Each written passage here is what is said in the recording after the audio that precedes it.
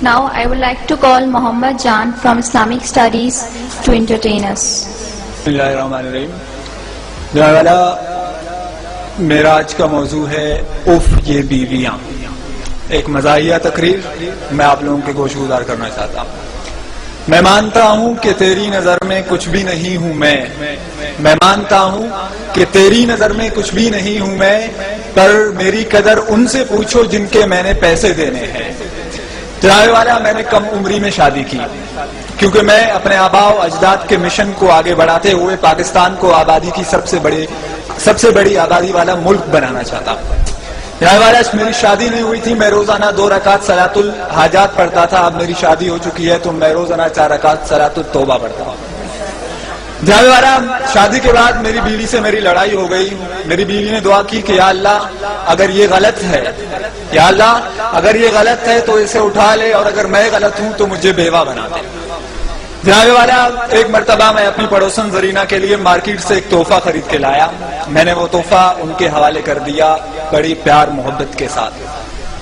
جب بیگم اقدس تک یہ خبر جا پہنچی تو کاشانہ اقدس کا پرزا لرز اٹھا. مجھے بیک وقت بیوی کے روپ میں جلال اکبری، غضب چنگیزی اور سپاکیہ ہٹلری نظر آئی تو میں نے فوراً ایک سیاستدان کی طرح پاسا پلٹا اور میں نے کہا کہ بیگم یہ سب افواہیں ہیں. بیگم نے آؤ دیکھا نہ تاؤ اور 8 نمبر کا جوتا اٹھا کر مجھ پر ڈرون حملہ کر دیا. یہ تو میری خوش قسمتی تھی کہ میں بر وقت نیچے جھک گیا اور 8 نمبر کا جوتا میرے دوست کے چہرے منور پر جا لگا اور اپنے انمنٹ نقوش چھوڑ گیا.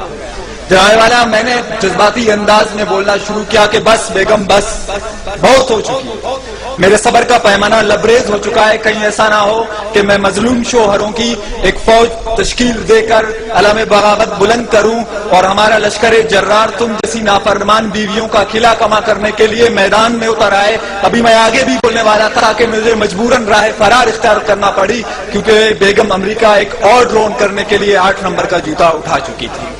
جانے والا میں نے بھی بھاگتے ہوئے یہ تاریخی جملہ دہرایا کہ تم کتنے شوہر مارو گی، ہر گھر سے شوہر نکلے گا. جناب والا بیویوں کی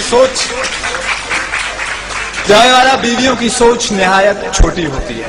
سوچ کیا، ان کا دل بھی بہت چھوٹا ہوتا ہے، جبکہ شوہروں کا دل بہت بڑا ہوتا ہے. یہ میں بات ویسے نہیں کر رہا، میں اس کا ثبوت بھی پیش کر سکتا ہوں. جناب والا بیوی کے دل میں صرف اپنے شوہر کے لیے جگہ ہوتی ہے، جبکہ شوہر کے دل میں محبوبہ کے لیے، دوست کی محبوبہ کے لیے، بیوی کی دوست کے لیے، سامنے والی کے لیے، ساتھ والی کے لیے، اوپر والی کے لیے، نیچے والے کے لیے، کام والی کے لیے، کپڑے والی کے لیے، دودھ والے کے لیے، آفس والے کے لیے اور تھوڑی بہت بیوی کے لیے جگہ ہوتی ہے. واقعی جناب والا بیوی کا دل بہت چھوٹا ہوتا ہے اور شوہر کا دل بہت بڑا ہوتا ہے. جناب والا وہ پیچھے بیٹھا ہوا میرا دوست مجھے اشارے کر کے کہہ رہا ہے کہ تقریر کرنا چھوڑ دو.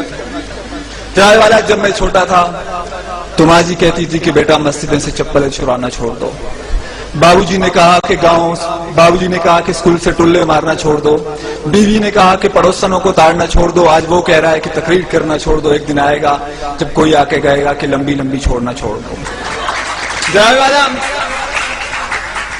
جناب والا ایک مرتبہ میں اپنی بیوی کو شاپنگ کروانے کے لیے گیا. ایک نہایت خوبصورت دوشیزہ کو دیکھ کے بے اختیار میری نگاہیں اس کی طرف اڑ گئی. میں اسے ایک محبیت کے عالم میں دیکھ رہا تھا کہ اچانک مجھے اپنی پسلی کے اندر تکلیف محسوس ہوئی. جب میں نے غور کیا تو میری بیوی محمد علی کی طرح مجھے ایک پنچ مار چکی تھی اور مجھے اپنے پہلو کے پسلی کے اندر تکلیف کا احساس ہوا.